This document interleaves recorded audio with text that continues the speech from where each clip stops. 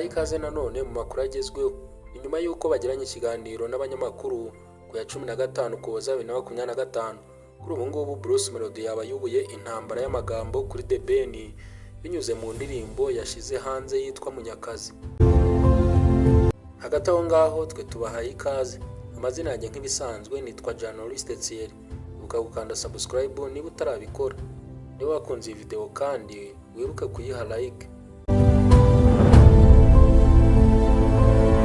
Nk'uko amakuru abivuga, abakunzi b'umuziki banyuranye bakomeje kwibaza niba Bruce Melody yaba yongeye kubura intambara y'amagambo kuri The Ben nyuma y'uko asohoye indirimbo akavugamo amagambo bikekwa ko yavugaga kuri uyu muhanzi banagiye guhurira mu gitaramo.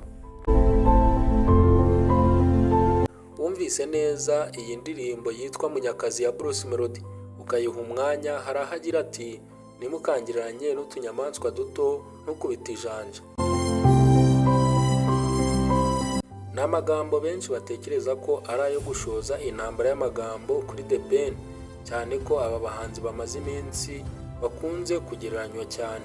Uretse kuba abakunzi babo bakunze kubagereranya, The Ben akunze kwiyita Tiger, bisobanuye igisamarwe mu Kinyarwanda.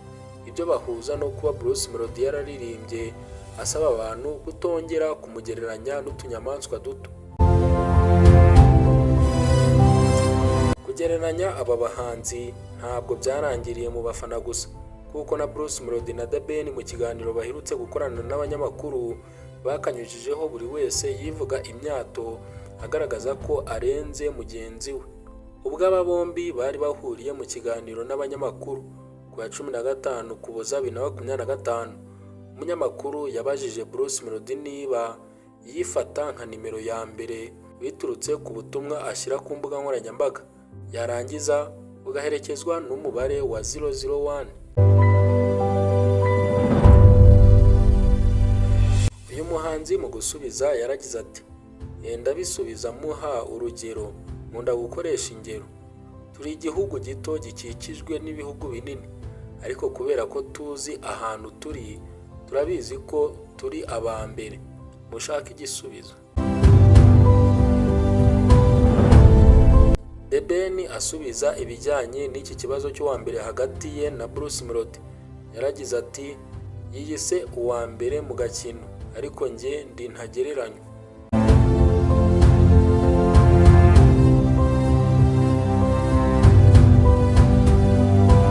Aba bahanzi ubwo bari babajijwe niba igitaramo The New Year Groove bagiye guhuriramo kizaba iherezo ry'umwuka mubi umaze iminsi hagati yabo, nta n'umwe wigeze abyemeza atyo.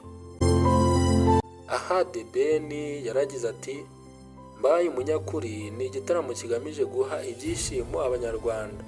Bruce Melody we asubiza iki kibazo yagaragaje ko gikubiyemo ibintu bibiri. Ati, "Njye nagisubiza mu buryo bubiri. Abafana ntabwo bajya babura kutugereranya. Rero mu yandi magambo, ihangana ntiryabura kuko bikorwa namwe. Icya kabiri, umuziki niko umeze. Hanyuma bikarangira ari ibyishimo kuko dutanga ibyishimo ntabwo dushwana."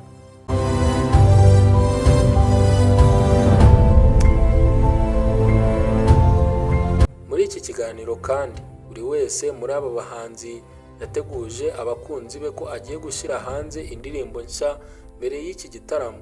Bruce Melody ati, "Mu gihe kitarenze iminsi 3 ndashyira hanze indirimbo nise Munyakazi, kugira ngo niduhura ku itariki ya 1 Mutarama 2026 muzamenye aho iryo zina ryavuye."